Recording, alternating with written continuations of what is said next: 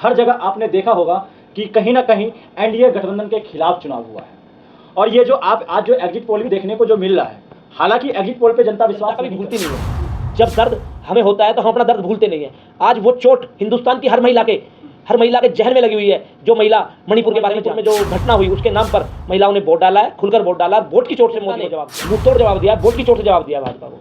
जिस तरह से उन्होंने हिंदुस्तान के अंदर बेरोजगारी, महंगाई, महिला उत्पीड़न, किसानों पर अत्याचार, सारी बिहार की जनता ने जो मतदान किया था किसके नाम पे किया है? रोजगार के नाम पर किया है। जिस तरह से 70 दिनों में रिकॉर्ड तोड़ भर्तियां देकर तेजस्वी यादव ने पूरे भारत में बिहार के लिए, जो बिहार को बीमारू राज्य कहा जाता था, जिस बिहार को गरीब राज्य कहा जाता था, उस बिहार ने सबसे ज्यादा सरकारी रोजगार उत्सर्जन करने का काम तेजस्वी यादव के नेतृत्व में हुआ। और उसके नाम पर मुजरा तो आपने करा दिया हिंदुस्तान के गरीबों को। 140 करोड़ जनसंख्या को आपने मुजरा कराया 15 लाख का वादा देकर।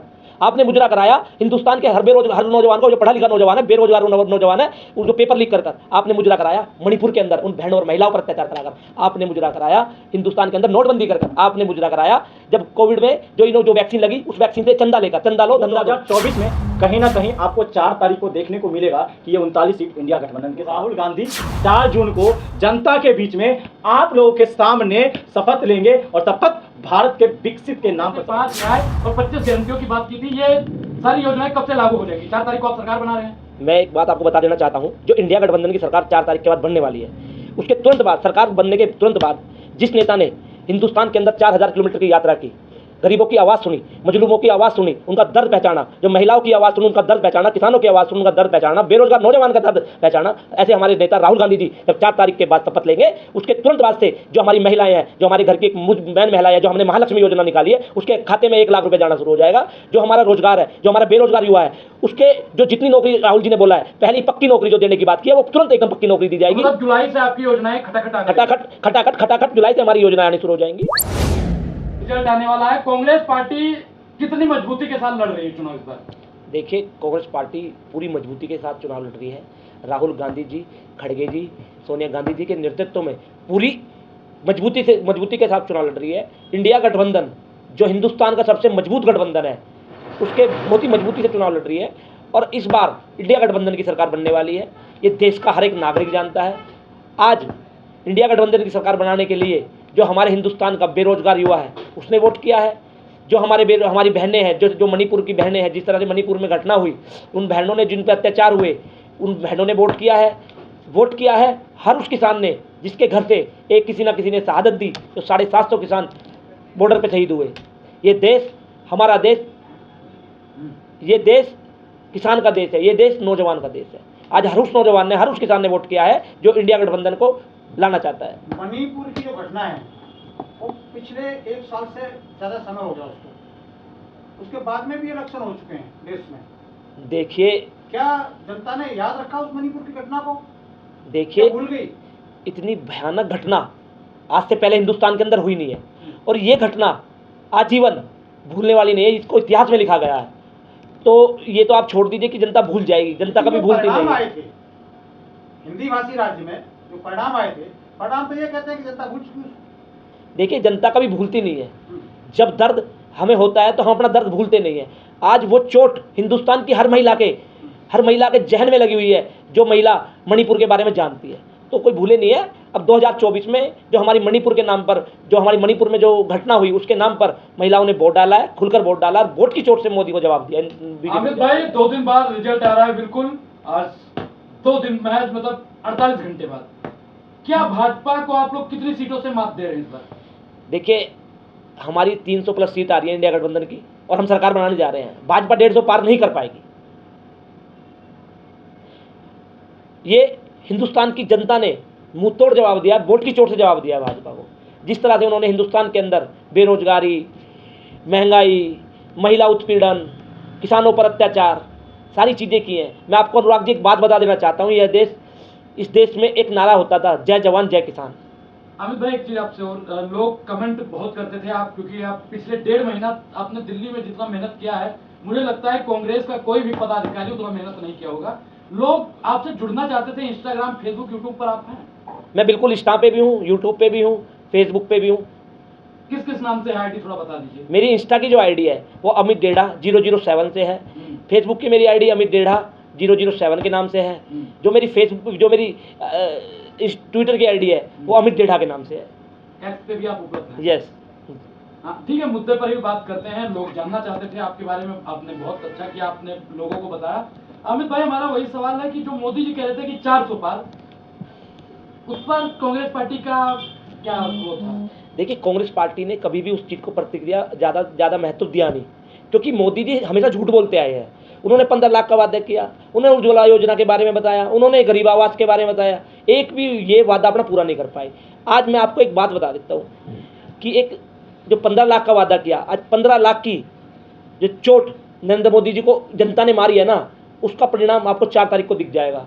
ये 150 सीट भी नहीं ले पाएंगे, तो चाहिए 400 की बात करते हैं। रही जनता के अंदर एक बात है, वो कहते हैं 400 पार, ये सीट की बात नहीं कर रही है, 400 पार पेट्रोल की बात कर रहे हैं। अगर ये आए तो 400 पार पेट्रोल कर देंगे। नहीं, देखिए, राजीव गांधी जी की सरकार में 400 पार हुआ था, उन्होंने तो डीजल पेट्रोल 400 पार नहीं किया था, तो आप मोदी जी पर बहुत बड़ा आरोप लगा रहे हैं। देखिए, मोदी जी, राजीव गांधी जी देश के वो नेता थे जिन्होंने अपने देश के लिए शहादत दे दी। उनकी माता जी ने शहादत दे दी, शहादत दी महात्मा गांधी जी ने, आपने देखा होगा। तो मेरा कहने का मतलब, राजीव गांधी जी की और मोदी जी की कोई तुलना नहीं हो सकती। नरेंद्र मोदी जी जो 400 पार का नारा दे रहे हैं, वो हिंदुस्तान के लोकतंत्र को बदलना चाहते हैं, लोग हिंदुस्तान के संविधान को बदलना चाहते हैं। भरोसा है उनको, बीजेपी को। 2019 में नहीं सुना था आपने कि अब की बार 300 पार आई उनकी, इस बार नारा दे दिया 400 पार। कॉन्फिडेंस है ना, देखिए, काम किया उन्होंने, नारा इन्होंने दिया है। मैंने फिर बताता हूँ आपको, 15 लाख की बात भी इन्होंने ही कही थी, पूरी हुई नहीं हुई। आज 400 पार की बात कह रहे हैं, 400 पार। फिर भी लोग भरोसा क्यों कर रहे हैं? आप ही कह रहे हो कांग्रेस वाले। देखिए, मीडिया भरोसा कर रही है, लेकिन जनता वोट दे रही है ना। देखिए मीडिया बोल रही है, ऐसा मीडिया बोल रही है कि जनता वोट दे रही है, जनता वोट नहीं दे रही। कल चुनाव, अभी ये चुनाव हुआ है हमारा 25 तारीख को, यहाँ पे जो 25 तारीख का चुनाव हुआ है, उसके परिणाम इनके 400 पार के बिल्कुल विपरीत आने वाले हैं। 300 प्लस सीट इंडिया गठबंधन की आएंगी, और इंडिया गठबंधन दिल्ली हिंदुस्तान के अंदर सरकार बनाएगी। और जो इन्होंने बेरोजगार युवाओं पर अत्याचार किए हैं, हमारी बहनों पर अत्याचार किए हैं, किसानों के सामने कील गाड़ दी, किसानों को 750 किसानों की शहादत पर जो इन्होंने हिंदुस्तान में राजनीति की है। किसानों को 2000 रुपये महीने दे रहे हैं, और उसके बाद में गरीबों को राशन दे रहे हैं। देखिए, इन्होंने एक बात बोली थी अभी कि एक मीडिया कर्मी ने पूछ लिया कि नरेंद्र मोदी जी कि जो रईस तो रईस होता जा रहा है और गरीब गरीब होता जा रहा है, आप बताइए क्या करेंगे? तो क्या करा उन्होंने? ऐसे देखा और सोचा, तो उन्होंने क्या जवाब दिया? क्या मैं रईसों को गरीब कर दूं? एक हिंदुस्तान का प्रधानमंत्री इस तरह की बात करता है, उसको शोभा देता है? आज आपने देखा होगा, आज जो बात हुई है, आज इन्होंने बोला है तबायफ, ऐसा ही कुछ शब्द, मुजरा बोला इन्होंने। सॉरी, मैं थोड़ा, क्योंकि ना एक चीज़ ना वही चीज़ घूम फिर के जा रही है। अरे भैया, मुजरा तो आपने करा दिया हिंदुस्तान के गरीबों को, 140 करोड़ जनसंख्या को आपने मुजरा कराया 15 लाख का वादा देकर। आपने मुजरा कराया हिंदुस्तान के हर नौजवान को, जो पढ़ा लिखा नौजवान है, बेरोजगार नौजवान है, जो पेपर लीक कर कर आपने मुजरा कराया। मणिपुर के अंदर उन बहनों और महिलाओं पर अत्याचार कराकर आपने मुजरा कराया। हिंदुस्तान के अंदर नोटबंदी कर आपने मुजरा कराया। जब कोविड में जो वैक्सीन लगी, उस वैक्सीन से चंदा लेकर, चंदा लो धंधा दो, उस तरह से आपने मुजरा कराया। अडानी को धंधा देकर और उससे चंदा लेकर इस हिंदुस्तान की जनता को आपने 10 साल के अंदर जितना मुजरा कराया है, आने वाले 100 साल बीजेपी को इस देश की, हिंदुस्तान की नौजवान जनता मुजरा कराने वाली है। मैं आपको लिख के दे सकता हूँ इस चीज़ को। सुमित भाई, बिहार से हैं आप, और बिहार में जो तेजस्वी बाबू ने नारा दिया था कि 40 करो, क्या जनता इस बार तेजस्वी के साथ है? क्योंकि 2 दिन बाद रिजल्ट है बात। देखिए, आज बात बिहार की नहीं है, बात बस बिहार की नहीं है। ये चुनाव जो है, ये पूरे भारतवर्ष का चुनाव है, और भारतवर्ष में, पूरे भारतवर्ष में जो चुनाव हुआ है, चाहे दक्षिण से लेकर उत्तर तक और पश्चिम से लेकर पूरब तक, हर जगह आपने देखा होगा कि कहीं ना कहीं एनडीए गठबंधन के खिलाफ चुनाव हुआ है।